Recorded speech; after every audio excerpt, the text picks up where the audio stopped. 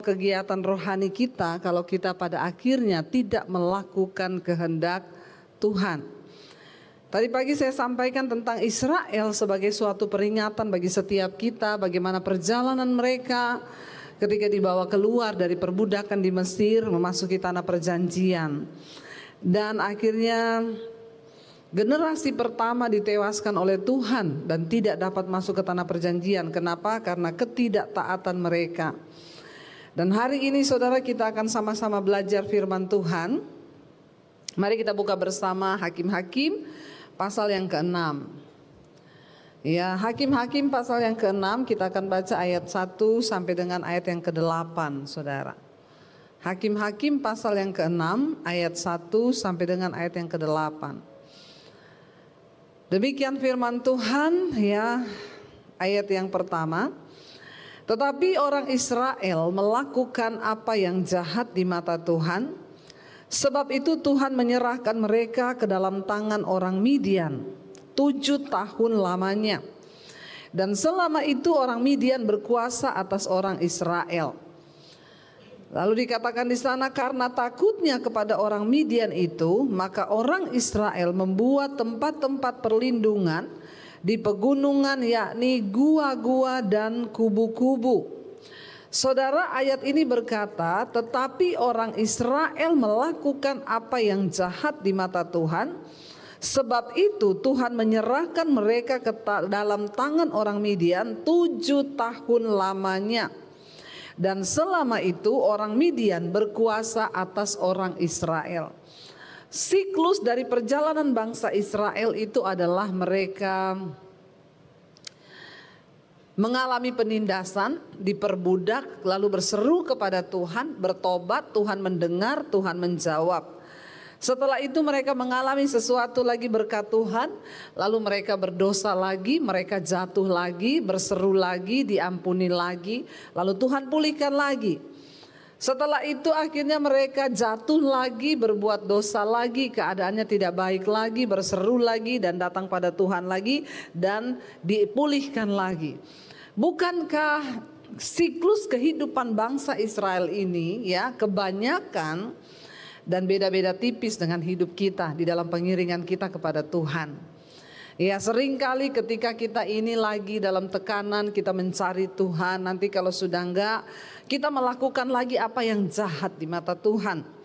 Ayat ini jelas sekali berkata, tetapi orang Israel melakukan apa yang jahat di mata Tuhan. Sebab itu Tuhan menyerahkan mereka ke dalam tangan orang Midian 7 tahun lamanya. Dan selama 7 tahun itu orang Midian berkuasa atas orang Israel. Saudara, karena mereka melakukan dosa sehingga Tuhan menyerahkan mereka ke tangan orang Midian. Dosa selalu membawa kehancuran di dalam hidup manusia. Ketidaktaatan, pelanggaran, itulah yang menyebabkan kita ini masuk dalam penderitaan. Banyak orang Kristen tidak menyadari, saudara. Kemarin ada yang tanya sama saya, Bu, ya, hidup ini sebenarnya takdir atau nasib? Ya, saya bilang kalau takdir itu adalah ketetapan Tuhan yang memang tidak bisa dirubah.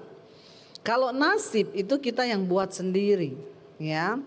Jadi dia bilang sebaiknya itu seperti apa?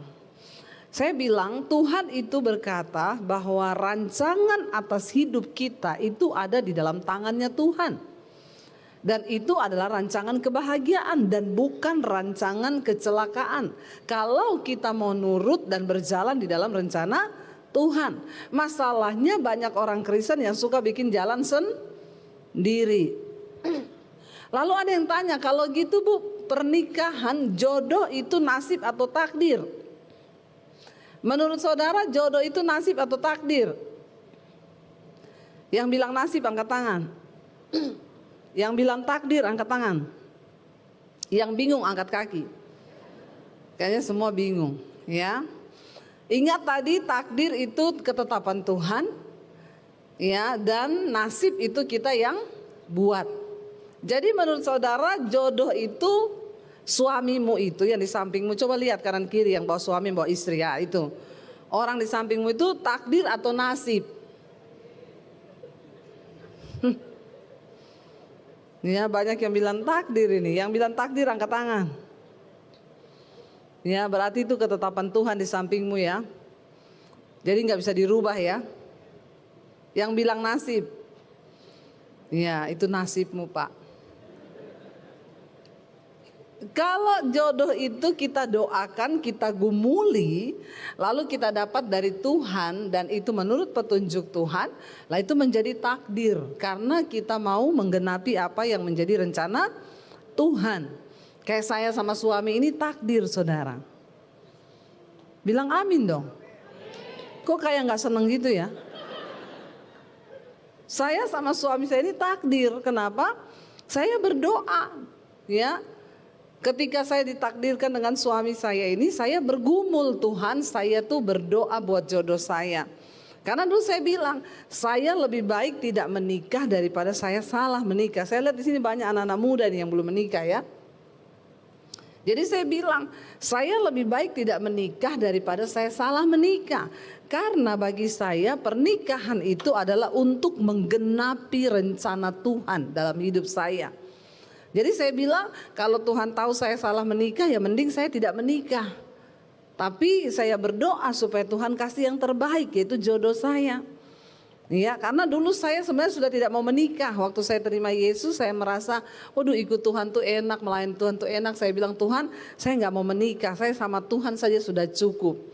Tapi saya mendengar suara Tuhan berkata kamu terlalu cantik untuk tidak menikah. Masalah buat lo. Kayaknya nggak terima ya. Dan akhirnya saya berdoa, oke Tuhan kalau saya harus menikah ya Tuhan kasih yang jodoh yang terbaik. Ya, yang terbaik itu yang seperti apa? Ya waktu itu ada beberapa sih yang datang mendekat. Ya toh? Masalah lagi toh? Tapi saya berdoa saudara ya, ada yang naik Mercy. Berdoa saya. Suami saya datang naik motor. Ya, saya bergumul, tanya sama teman-teman yang sesama pelayan Tuhan. Menurut kamu yang mana ini? Yang naik Mercy atau yang naik motor? Semua ngomong, yang naik Mercy. Ya Pak ya. Ya, karena sudah berkepribadian, rumah pribadi, mobil pribadi, deposit pribadi toh. Tapi menurut pandangan Tuhan belum tentu itu yang terbaik. Ya, akhirnya saya terus berdoa. Ya, wajah suami saya itu muncul terus, saya tengking dalam nama Yesus. Ya, tapi ternyata memang dia yang terbaik bagi saya, saudara. Ya, itu takdir. Ya, makanya ya tidak ada penyesalan dalam pernikahan karena itu takdir. Tapi kalau nasib, makanya banyak orang datang, Bu suami saya itu loh selingkuh, baru menikah sudah begini selingkuh, ya tukang merokok, pemabuk, pelit lagi. Saya bilang itu nasibmu. Ya berdoa saja. Kabar baiknya nasib masih bisa dirubah bersama dengan Tuhan. Bangsa Israel ketika mereka melakukan dosa lagi, mereka dihukum oleh Tuhan, dikatakan Tuhan yang menyerahkan mereka ke tangan orang Midian. 7 tahun lamanya mereka dikuasai oleh orang Midian. Lalu dikatakan karena takutnya kepada orang Midian itu, maka orang Israel membuat tempat-tempat perlindungan di pegunungan, yakni di gua-gua dan di kubu-kubu. Hidup di dalam dosa itu hanya melahirkan ketakutan, intimidasi, tidak ada damai sejahtera. Ini adalah gambaran bagi kehidupan kita orang percaya. Kalau kita menyimpan dosa, maka akan ada ketakutan di hidupmu, tidak damai. Makanya jangan suka sembunyi-sembunyikan dosa, katakan. Ya, dosa itu harus diakui dan ditinggalkan. Karena Alkitab berkata berbahagialah orang yang mengakui dosanya dan meninggalkannya, maka dia akan diampuni. Tapi celakalah orang yang menyembunyikan dosanya, ya hidup di dalam dosa itu, maka dia akan mengalami ya kutuk di dalam hidupnya. Nah, dikatakan di sini keadaan berdosa membuat bangsa ini mengalami sesuatu yang tidak enak. Mereka terpaksa bersembunyi di gua-gua, di kubu-kubu. Saudara, bayangkan kehidupan mereka 7 tahun. Ditekan dalam ketakutan, bersembunyi ya di gua-gua. Hari ini mungkin kita berkata, ya nasib saya, hidup saya sama seperti itu, Bu. Ada ketakutan, ada kekhawatiran dalam hidup saya. Ya, dikatakan ayat yang berikutnya, setiap kali orang Israel selesai menabur, datanglah orang Midian, orang Amalek dikatakan di sana, dan orang-orang dari sebelah timur, ya, lalu maju mendatangi mereka. Berkemahlah orang-orang itu di daerah mereka dan memusnahkan hasil tanah itu sampai ke Gaza, dan tidak meninggalkan bahan makanan apapun di Israel, juga domba atau lembu atau keledai pun tidak. Bahkan setiap kali mereka memulai usaha selalu gagal. Dirampas, direbut, dibinasakan, diambil semua hasil mereka dan tidak ada yang disisakan. Ini gambaran hidup kita. Seringkali kita berkata, saya sudah bertahun-tahun ikut Yesus, Bu. Tapi rasanya bekerja, memulai apa-apa itu tidak ada yang berhasil. Mari kita introspeksi diri hari ini, saudara. Apakah masih ada dosa di dalam hidup kita? Sehingga itu menyebabkan apa yang kita lakukan rasanya dicuri oleh belalang pelahap. Bangsa ini mengalami sebuah hal yang sangat tidak enak. Ditekan, dikuasai, ketakutan, terintimidasi, hidupnya harus bersembunyi. Bahkan setiap kali mereka mulai menabur, menghasilkan sesuatu, didatangi oleh orang Amalek, orang Midian, dan orang-orang dari sebelah timur itu maju. Hasil tanah mereka dirampas, domba, kambing, lembu mereka diambil, ya, dan dikatakan tidak disisakan apa-apa pada mereka, ya, tidak ditinggalkan bahan makanan apapun. Berarti dengan kata lain mereka hidup di dalam kelaparan, kekurangan makanan. Kalau kita melihat kembali tadi dikatakan akibat apa? Mereka melakukan lagi apa yang jahat di mata Tuhan. Dosa membawa kehancuran di dalam hidup manusia, saudara. Dikatakan di sana sebab orang-orang itu datang maju dengan ternaknya dan kemahnya, dan datangnya itu berbanyak-banyak. Seperti apa? Seperti belalang. Ya, orang-orangnya dan onta-ontanya tidak terhitung banyaknya. Sekaliannya datang ke negeri itu untuk memusnahkannya. Saudara, musuh kalau datang bertubi-tubi. Itu kadang-kadang yang kita alami, Bu. Belum selesai masalah satu, sudah datang lagi masalah satu. Datangnya itu berbanyak-banyak. Ya, makanya saking banyaknya masalah mau dibagi-bagi. Ada yang telepon, Bu Debbie, saya mau berbagi apa? Berbagi pergumulan. Tidak usah, saya juga banyak. Ya, tidak usah dibagi-bagi pergumulan. Datang saja di hadapan Tuhan, tanya, kenapa ini terjadi, Tuhan? Kenapa hidup saya seperti ini, Tuhan? Mari kita introspeksi diri. Lalu dikatakan di sana, saudara, ya, sehingga orang Israel menjadi sangat melarat, ya, oleh perbuatan orang Midian itu. Lalu berserulah orang Israel kepada Tuhan. Akibat dosa, Tuhan mengizinkan, bahkan Tuhan menyerahkan mereka jatuh ke dalam kuasa tangan orang Midian. Siapa yang menyerahkan mereka, saudara? Tuhan sendiri. Jadi saudara, ketika kita mengalami persoalan dalam hidup kita, mengalami nasib yang rasanya tidak pernah berhenti, sial, nasib yang tidak enak, mari kita bertanya dan introspeksi diri. Jangan-jangan memang Tuhan yang mengizinkan, bahkan menyerahkan kita ke dalam keadaan itu. Itu bisa terjadi. Kenapa? Akibat dosa. Dikatakan di sana akhirnya orang Israel itu menjadi sangat melarat. Ada di sini di antara saudara yang hidupnya sangat melarat? Enggak ada kan? Sekurang-kurangnya kita, semiskin-miskinnya kita, kita belum disebut sangat melarat. Tapi bangsa Israel pada waktu itu disebut hidup mereka sangat melarat. Akibat Tuhan yang mengizinkan semua itu terjadi. Tapi puji Tuhan, ya. Bangsa ini ketika dalam keadaan tertekan lagi selalu mengingat Tuhan. Selalu ingat akan Allah yang hidup.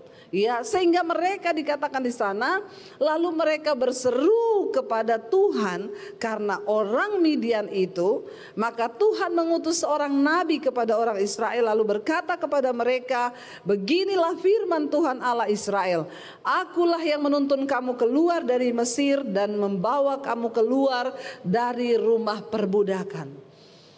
Setiap kali mereka mencari Tuhan dalam keadaan kesusahan, Tuhan itu maha kasih. Selama masih dikatakan hari ini selalu ada kesempatan untuk bertobat kembali kepada Tuhan. Tidak ada dosa yang terlalu hitam untuk tidak diampuni.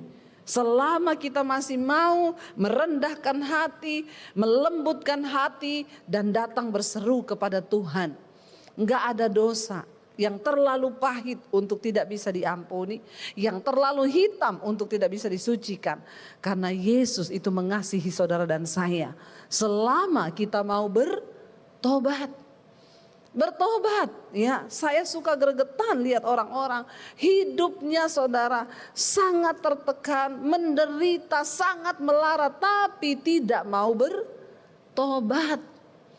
Bagaimana keadaan kita bisa dipulihkan kalau kita nggak mau bertobat? Rendahkan diri, rendahkan hati, lalu bertobat. Nah, saya pengen hari ini kita belajar apa sih yang Tuhan mau untuk kita lakukan supaya nasib kita, hidup kita itu bisa diubahkan, saudara. Mari kita lihat bersama Ulangan pasal yang ke-30. Ulangan pasal yang ke-30 ayat yang ke-11. Ya, sampai dengan ayat yang ke-20, saudara. Ulangan pasal yang ke-30 ayat yang ke-11 mulai. Firman Tuhan berkata begini, saudara. Ya, apa sih yang Tuhan mau dari hidup kita ini, saudara? Bangsa Israel itu dituntun Tuhan, dibawa Tuhan untuk keluar, ya, dari perbudakan untuk satu tujuan, saudara. Ya, dan ketika mereka nggak ngerti-ngerti apa yang Tuhan mau, mereka semakin jauh pergi, hidup mereka semakin menderita. Kita ini, kalau dalam hidup ini kita nggak ngerti-ngerti kehendak Tuhan, nggak ngerti-ngerti apa maunya Tuhan, akan semakin menderita hidup kita. Mari kita rendahkan diri dan mau tahu apa kehendak Tuhan. Ulangan pasal 30 ayat yang ke-11, di sana judul perikopnya kehidupan dan kematian. Kita baca bersama ayat yang ke-11 mulai dikatakan di sana. Sebab perintah ini yang kusampaikan kepadamu pada hari ini tidaklah terlalu sukar bagimu dan tidak pula terlalu jauh, dikatakan di sana ayat 12. Tidak di langit tempatnya sehingga engkau berkata, siapakah yang akan naik ke langit untuk mengambilnya bagi kita dan memperdengarkannya kepada kita supaya kita melakukannya. Ayat 13, juga tidak di seberang laut tempatnya sehingga engkau berkata, siapakah yang akan menyeberang ke seberang laut untuk mengambilnya bagi kita dan memperdengarkannya kepada kita supaya kita melakukannya. Saudara, Tuhan tidak memberikan sebuah perintah yang tidak bisa kita lakukan. Tuhan itu gak memberikan sesuatu yang terlalu jauh sehingga tidak bisa kita jangkau. Tuhan itu memberikan sebuah peraturan, bukan sesuatu yang sulit untuk kita buat sehingga kita ini tidak berkenan dan tidak dapat mencapai apa yang Tuhan mau. Tuhan memberikan perintah kepada bangsa Israel agar engkau bisa memasuki tanah perjanjian, mengalami semua kenikmatan hidup yang dijanjikan Tuhan di dunia ini. Umur kita di dunia ini cuma 70 tahun, kata firman Tuhan. Itu pun kalau nyampe, karena banyak yang tidak nyampe. Ya, makanya saya angkat topi dan angkat jempol kalau ketemu orang di atas 70. Ya, dia sudah mencapai setidaknya melebihi apa yang Alkitab katakan. 70 tahun. Nanti kalau lebih-lebihnya ada yang sampai 80, ada yang sampai 100 tahun. Tapi kebanggaannya itu sakit, penyakit, ya. Kita lihat saja saudara, ya orang itu kalau umur di bawah ya 30 atau 40 itu bawaannya parfum. Ya, kalau sudah mulai kepala 4 bawaannya fresh care. Tolak angin bawaannya minyak kayu putih, itu jadi parfum yang sangat harum sekali. Termasuk saya bawaannya minyak kayu putih. Parfum Elvi lewat. Kalau mulai pusing cekot-cekot ambil minyak kayu putih taruh sini. Aduh lega saudara. Ya, orang itu kalau umur-umur masih di bawah 20, omongannya ya masih tentang kehidupan yang ringan-ringan, ya omongannya ya anak ABG, begitu menginjak kepala 2 ke atas 20, mulai omongin ya nanti mau kerja di mana ya abis kuliah. Nanti kalau sudah di atas 30, ya omongannya mulai gimana tempat kerjamu, enak nyaman apa-apa. Terus nanti lu mau beli rumah di mana? Ya usia 40 ke atas ya. Itu mulai ngomong kemapanan, berapa anak, keluarga berapa, iya rumahnya di mana, sekarang udah punya rumah apa belum. Di atas 40 itu kalau mulai ketemu ya 50. Iya, kamu sering sakit lutut enggak?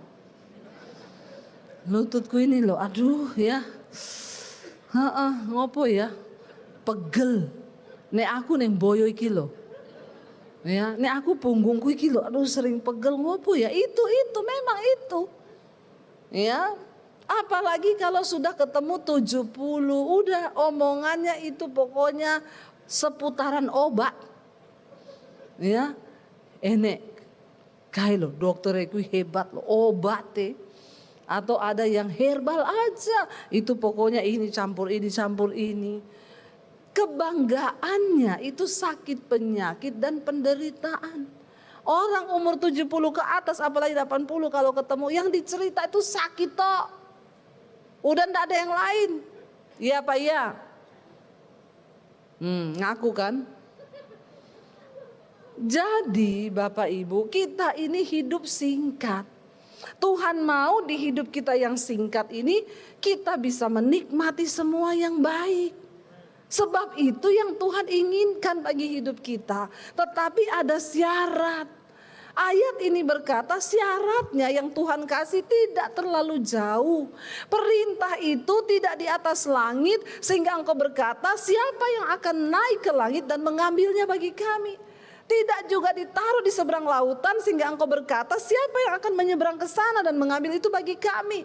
Ayat ini berkata, ayat yang ke-14 baca sama-sama. Ayat yang ke-14 1, 2, 3. Tetapi firman ini apa? Sangat dekat kepadamu, yakni di dalam mulutmu dan di dalam hatimu. Untuk apa? Untuk dilakukan. Katakan. Firman itu tidak jauh. Bukan di langit, bukan di seberang laut, tetapi firman ini itu sangat dekat padamu, yakni di mana? Di mulut dan di dalam hati untuk dilupakan. Begitu kata firman Tuhan? No. Artinya apa? Kalau engkau mau melihat hidupmu berhasil, taruh firman itu di mulutmu, taruh firman itu di hatimu, dan berusahalah hidup untuk melakukan firman itu. Itu kunci hidup kebahagiaan. Ketika engkau mengerti firman anak-anak muda, engkau tidak akan sembarangan memilih pasangan hidup. Engkau tidak akan sembarangan memilih jodoh. Waktu engkau mengerti firman, Alkitab berkata, jangan jadi pasangan yang tidak seimbang dengan orang yang tidak percaya. Memilih pasangan bukan hanya seiman, tetapi seimbang. Artinya apa? Kalau engkau suka ke gereja, jangan cari pacar yang tidak suka ke gereja. Engkau suka melayani Tuhan, jangan kau cari pacar orang yang tidak mau melayani Tuhan. Itu tidak seimbang. Nanti akan jadi masalah. Saya saya ketika bertobat, Tuhan ubah semua paradigma saya, prinsip-prinsip saya dalam mencari pasangan hidup. Dulu kalau lihat tuh yang kaya nomor satu kaya dulu. Ya. Dulu kita nih kalau mau cari jodoh, saya bilang pokoknya ada yang bilang, "Iya Bu, saya tuh sudah bilang ke anak-anak saya, kamu kalau cari jodoh suruh pasanganmu itu, calon jodohmu itu baca tulisan di gerbang tol itu apa? Pastikan saldo Anda cukup." Ya, dia nggak mau yang di pom bensin mulai dari nol. Ya, kalau di pom bensin kan mulai dari nol ya Mas. Ya, tapi dia bilang saya suruh baca itu tulisan di gerbang tol, pastikan saldo Anda cukup. Tapi apakah itu jaminan kebahagiaan? Ya, orang itu berbahagia kalau di mulutnya ada firman, di hatinya ada firman untuk dilakukan. Buat apa ganteng, buat apa kaya? Enggak pernah ngomong firman, enggak ada firman, ya, enggak melakukan firman, pasti hidupmu hancur. Makanya saya bilang hari-hari ini sama anak-anak muda, cari jodoh yang takut Tuhan. Ya, sebab itulah yang menjadi jaminan kebahagiaanmu. Kalau dia punya firman di hati, ada firman di mulut, maka ketika dia berhasil di dalam pekerjaan pun dia diberkati Tuhan, dia tidak akan melupakan Tuhan.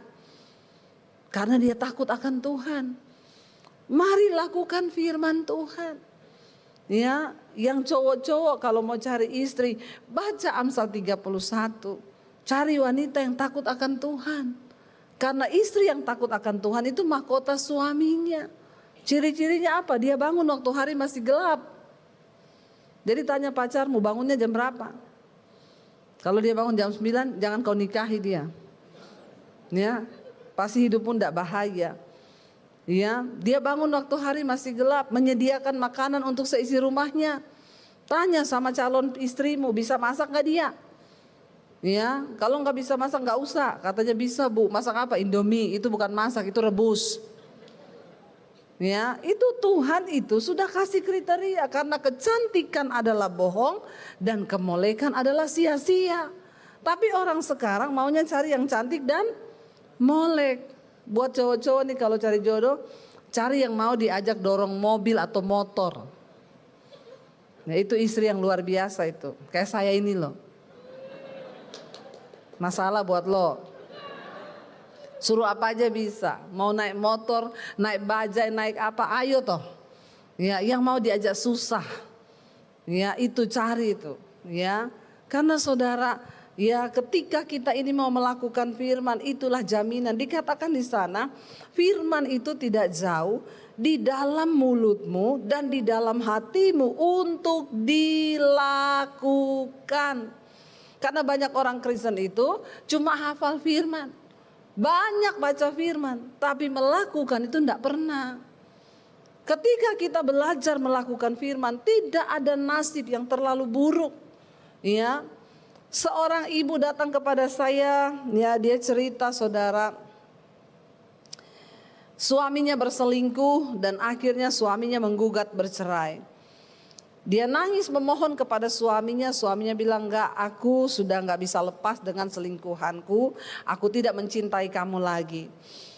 Di dalam kegalauannya dia punya anak 2, dia stres, dia mencari pelampiasan, akhirnya dia jatuh dalam persinahan dengan laki-laki lain. Suaminya udah pergi meninggalkan dia melakukan kenajisan dengan laki-laki lain, singkat cerita dia hamil saudara. Dan dia berkata, saya tahu ya itu laki-laki gak mungkin menikahi saya karena dia juga suami orang. Akhirnya dia menggugurkan kandungannya, dia ya buang itu kandungannya karena dia tahu semuanya tidak akan mungkin dia menikah dengan laki-laki itu. Apa yang terjadi? Dosa membawa kehancuran. Rumah tangga mereka hancur, semuanya hancur, bahkan terakhir dia berkata, dia berpikir untuk bunuh diri. Tapi dia masih punya anak yang kecil-kecil. Di tengah kegalauannya itu ada orang yang kirim khotbah saya ke dia di WA. Dan dia berkata, Bu, pertama kali saya buka khotbah ibu, saya dijamah Tuhan. Lalu saya minta ampun pada Tuhan, saya mengakui semua dosa-dosa saya di hadapan Tuhan. Saya menangis di hadapan Tuhan. Dan saya mulai bangkit iman saya. Saya mulai dengar firman Tuhan. Saya taruh firman itu di hati dan di mulut saya. Dan bukan cuma itu, saya mulai belajar untuk menjadi pelaku firman. Apa yang saya lakukan, Bu? Saya terus berdoa untuk suami saya yang sudah pergi dengan selingkuhannya. Saya berdoa sesuai dengan semua nasihat ibu, tidak ada perkara yang mustahil. Saya berdoa, saya terus berkatakan kepada Tuhan, saya terus berusaha menjadi orang yang lebih baik. Saya mengasuh anak-anak saya. Satu saat suami saya itu datang kembali ke rumah. Dan dia mengakui semua dosa-dosanya. Dan dia berkata kepada saya mau kembali dengan kau. Ternyata selingkuhan saya itu tidak lebih baik dari kamu, malah lebih parah. Dulu dia bilang, selingkuhanku lebih baik dari kau. Memang kalau masih bulan promosi begitu. Ya, yang manis-manis dulu yang keluar. Nanti kalau sudah bulan promosi habis, apalagi uang menipis, habis kau, lebih gila dari istrimu. Bapak-bapak ya, ingat baik-baik, ndak usah sok kegantengan, mau selingkuh-selingkuh. Ya, banyak-banyaklah bercermin. Dulu waktu kau miskin, yang suka sama kau cuma istrimu. Itu pun dia karena nggak tahu kena nasib apa saja. Ya, setelah kau diberkati kaya, mulai jatuh cinta. Saya tuh suka gregetan ya, layani bapak-bapak selingkuh sama seumuran anaknya. Itu cewek yang dia selingkuhin tuh satu umur sama anaknya, lebih muda 1 tahun. Saya coba berkata, Pak, buka matamu lebar-lebar, Pak. Ini perempuan muda, Bapak bercermin, Bapak itu udah tua. Nggak usah sok kegantengan. Dia cinta Bapak tuh ndak mungkin, dia tuh cuma cinta uangmu. Ya terang aja dibeliin apartemen, dibeliin mobil. Ya udah nggak usah kerja saudara ya. Jalan aja sama bapak-bapak om-om ini ya. Istilahnya sugar daddy. Bapak-bapak manis, om-om manis. Nanti kalau sudah tua kena diabetes, daddy sugar. Bapak-bapak diabetes. Nggak usah sok kegantengan. Ya, pret. Saya bilang, Bapak pikir dia cinta sama Bapak? Di luar Bapak dia punya pacar. Bapak itu cuma dikereti duitnya. Jadi bapak-bapak sadar dan bertobatlah. Nggak usah sok kegantengan. Bilang amin. Amin bapak-bapak. Ini malah anak kecil yang amin kenceng nih. Ya, bapaknya sampai terintimidasi loh dek. Ya, jadi ya. Akhirnya dia bilang, suaminya balik satu hari nangis menyesal dan berkata akan kembali kepada dia dan anak-anak. Tapi dia juga merasa berdosa karena dia sudah melakukan dosa. Dia juga pengakuan sama suaminya. Sebelum kita kembali, saya juga tidak mau menyembunyikan dosa. Saya sudah jatuh dengan laki-laki lain. Saya bersinah dan saya menggugurkan kandungan saya. Tapi suaminya peluk dia dan dia berkata, kita sudah sama-sama berdosa, tapi Tuhan mengasihi kita. Mari kita kembali. Saudara, waktu saat saya ketemu mereka itu, dia bilang, Bu, saat ini saya, suami dan anak-anak setiap malam kami ikut mesbah doa ibu setiap jam 8. Tuhan pulihkan rumah tangga kami diberkati dan kami hidup berbahagia. Tidak ada yang mustahil. Ketika kita taruh firman itu di dalam hati, di dalam mulut dan dilakukan. Masalahnya orang banyak tidak mau melakukan. Masalahnya kita mau enggak saudara? Alkitab berkata Tuhan bilang tidak jauh. Cuma di dalam hati dan di dalam mulut, lakukan itu. Maka Tuhan akan memberikan ya semua janji-janjinya terjadi saudara. Ayat 15 berkata, ingatlah kata firman Tuhan, aku di sana saudara, menghadapkan kepadamu pada hari ini kehidupan dan keberuntungan, kematian dan kecelakaan. Tuhan perhadapkan di depan kita nih loh, ada kutuk, ada berkat. Ada kehidupan, ada kematian, ada keberuntungan, ada kecelakaan. Terserah saudara memilih yang mana. Itu ada di tanganmu, engkau yang menentukan. Tuhan cuma suruh pilih. Di hadapanmu hari ini dikatakan Tuhan bilang, aku menghadapkan kepadamu hari ini, ya, di depanmu itu dikatakan ada kehidupan dan keberuntungan, ada kematian dan kecelakaan. Sekarang kita mau pilih hidup dan beruntung atau mati dan celaka. Pilih sendiri. Kalau engkau mau melakukan firman, membuat firman itu diam di hati dan di mulut dan dilakukan, maka engkau akan mengalami rancangan kehidupan dan keberuntungan. Tapi kalau engkau memilih untuk melakukan dosa, ya sudah, di depanmu ada kematian dan kecelakaan. Mari saudara, kita buka hari ini pemahaman kita dengan firman Tuhan. Dikatakan di sana ayat 16, karena pada hari ini aku memerintahkan kepadamu untuk apa? Mengasihi Tuhan Allahmu dengan hidup menurut jalan yang ditunjukkannya dan berpegang pada perintah, ketetapan dan peraturannya, supaya apa? Engkau hidup dan bertambah banyak dan diberkati oleh Tuhan Allahmu di negeri kemana engkau masuk untuk mendudukinya. Ya, jadi Tuhan berkata hari ini sebuah perintah diberikan kepada saudara dan saya. Untuk apa? Ayo, kasihi Tuhan Allahmu, dikatakan di sana. Apa caranya kita mengasihi Tuhan Allahmu? Hidup menurut apa? Hidup menurut segala jalan yang ditunjukkannya dan berpegang pada perintah, ketetapan serta peraturannya, supaya engkau hidup bertambah banyak dan diberkati oleh Tuhan.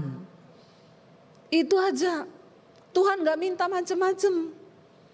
Tuhan cuma minta taat pada firman. Kasihi Tuhan Allahmu dengan jalan apa?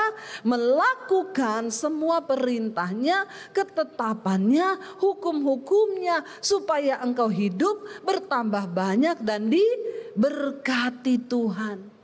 Sayang, hidup ini cuma 70 tahun. Ya, jangan mau hidup melarat seperti orang Israel di bawah kekuasaan orang Midian karena dosa. Mari katakan pada Tuhan, Tuhan, hari ini kami memilih kehidupan dan keberuntungan. Itu pilihan kami Tuhan. Hidup ini singkat. Jangan engkau biarkan hidup tidak damai sejahtera, menderita, keluarga berantem, anak-anak semuanya hancur gara-gara kita nggak mau taat kepada firman Tuhan. Dikatakan di sana ayat yang ke-17, tetapi jika hatimu berpaling dan engkau tidak mau mendengar, bahkan engkau mau disesatkan untuk sujud menyembah kepada Allah lain dan beribadah kepadanya, maka aku memberitahukan kepadamu pada hari ini bahwa pastilah kamu akan binasa. Tidak akan lanjut umurmu di tanah kemana engkau pergi menyeberangi sungai Yordan untuk mendudukinya. Aku memanggil langit dan bumi menjadi saksi terhadap kamu pada hari ini. Kepadamu kuperhadapkan kehidupan dan kematian, berkat dan kutuk. Pilihlah kehidupan supaya engkau hidup, baik engkau maupun keturunanmu. Dengan mengasihi Tuhan Allahmu, mendengarkan suaranya dan berpaut padanya. Sebab hal itu berarti hidupmu dan lanjut umurmu untuk tinggal di tanah yang dijanjikan Tuhan dengan sumpah kepada nenek moyangmu, yakni kepada Abraham, Ishak dan Yakub, untuk memberikannya kepada mereka. Saudara, ketika engkau memilih hidup, ketika engkau memilih beribadah kepada Allah, taat kepada firman-Nya, ketika engkau memilih untuk hidup sungguh-sungguh berpegang pada ketetapannya, ayat ini berkata, itu berarti hidupmu. Engkau sendiri yang menentukan hidupmu. Terlalu banyak orang Kristen yang sudah membuat nasib yang buruk atas hidup mereka. Kenapa? Karena ketidaktaatan. Mari, untuk apa engkau bergereja setiap hari Minggu? Untuk apa kita dengar firman? Untuk apa kita ini menjadi percaya pada Yesus? Cuma satu yang Tuhan mau, supaya kita taat kepada perintahnya. Bapak-bapak dengar, engkau bersusah payah mencari nafkah, membanting tulang siang dan malam.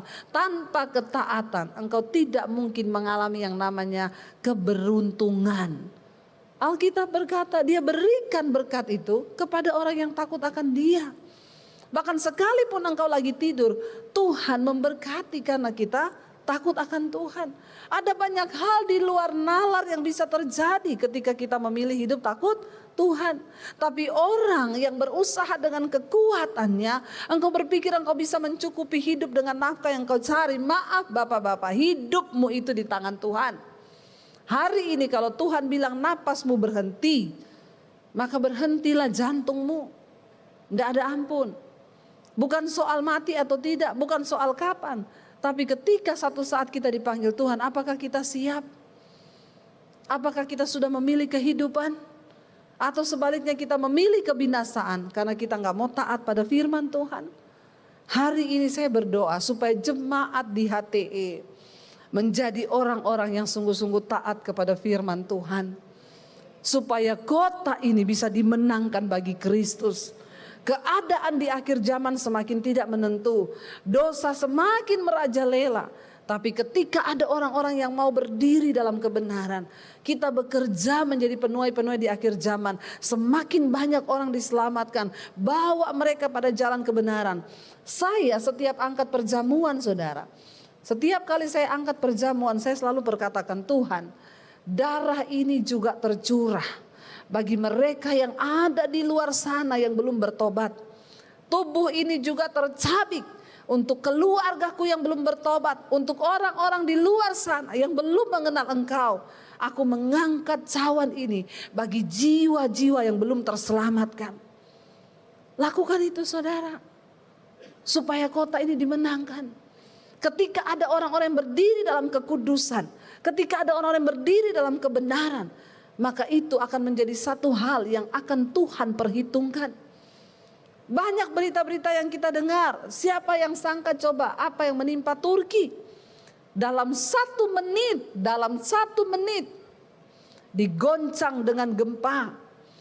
Dalam 1 menit puluhan ribu nyawa melayang. Siapa saudara yang bisa melakukan itu? Tuhan. Banyak prediksi ramalan bahwa apa yang terjadi di Turki akan terjadi di Indonesia. Akan segera terjadi, kita nggak tahu apa yang akan terjadi. Bagian kita hari ini hidup di dalam takut akan Tuhan. Ya, apapun yang akan terjadi, kalau memang Tuhan berdaulat akan terjadi. Ya, ramalan, ya akan terjadi gempa yang besar ya di sekitar Pulau Jawa, bahkan sampai ke Jakarta akan terjadi. Ya, banyak prediksi ya yang berkata bahwa Jakarta 2000 berapa 50 apa 30 akan tenggelam.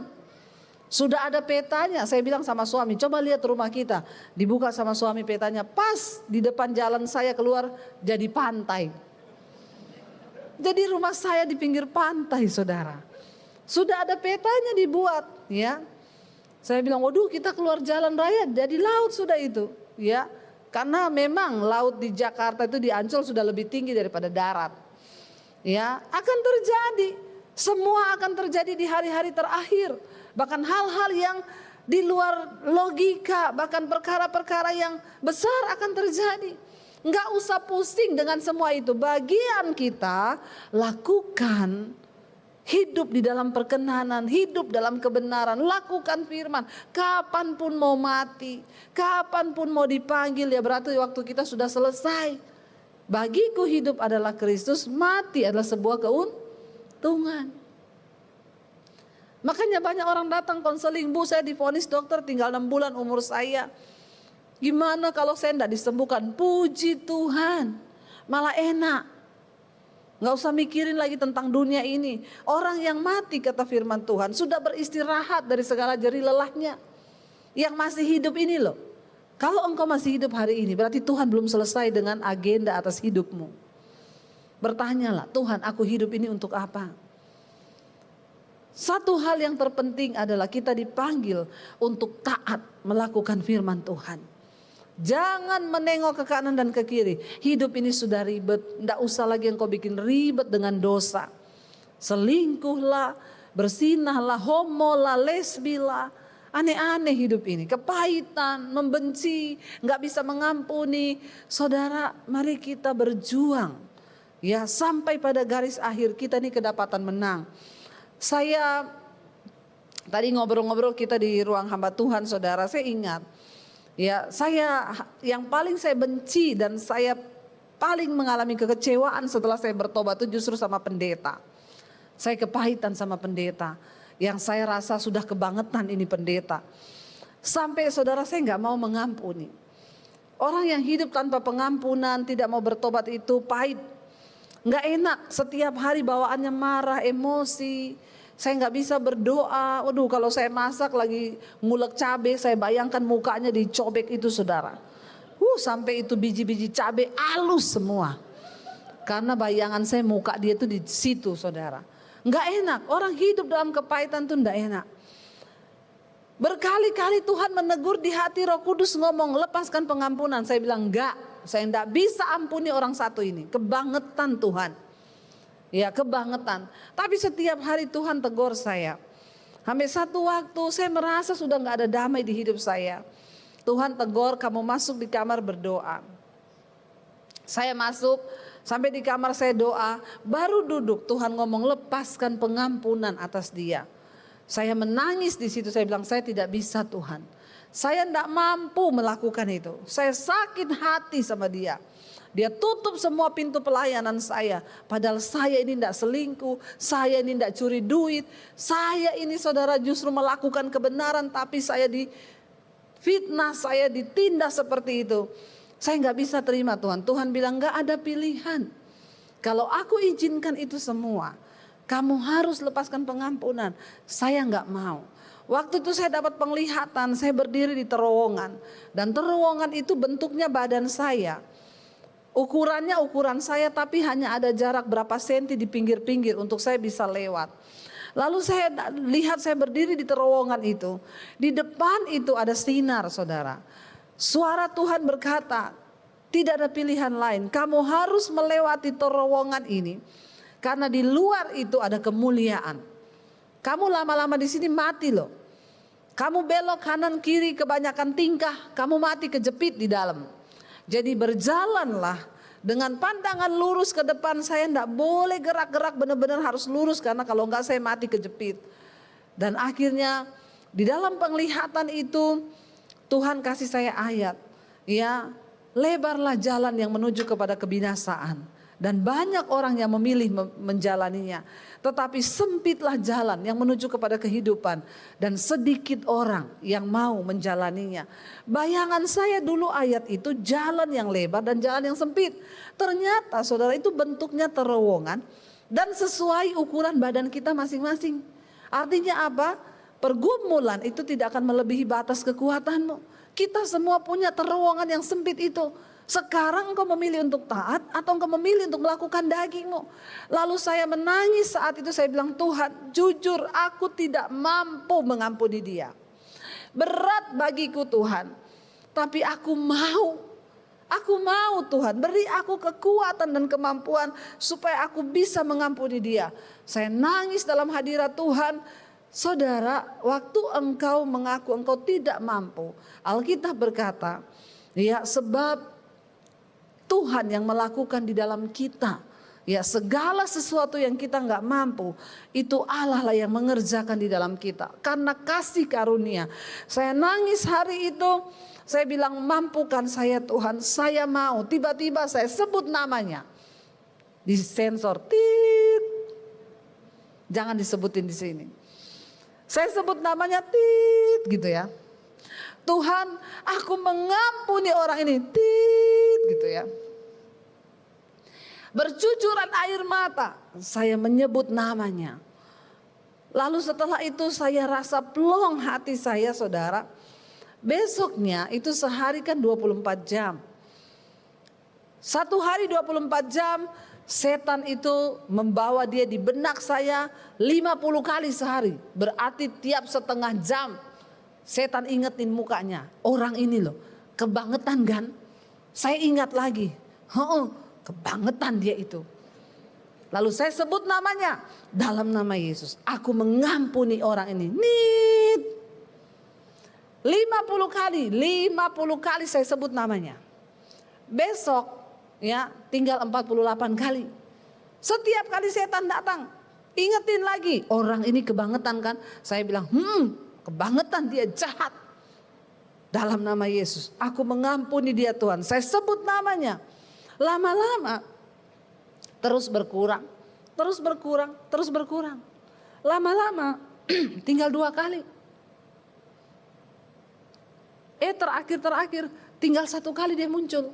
Dan ketika dia muncul, saya tersenyum dan berkata, terima kasih ya, saya sebut namanya, karena engkau Tuhan melatih aku untuk mengampuni dan mengasihi. Amin saudara.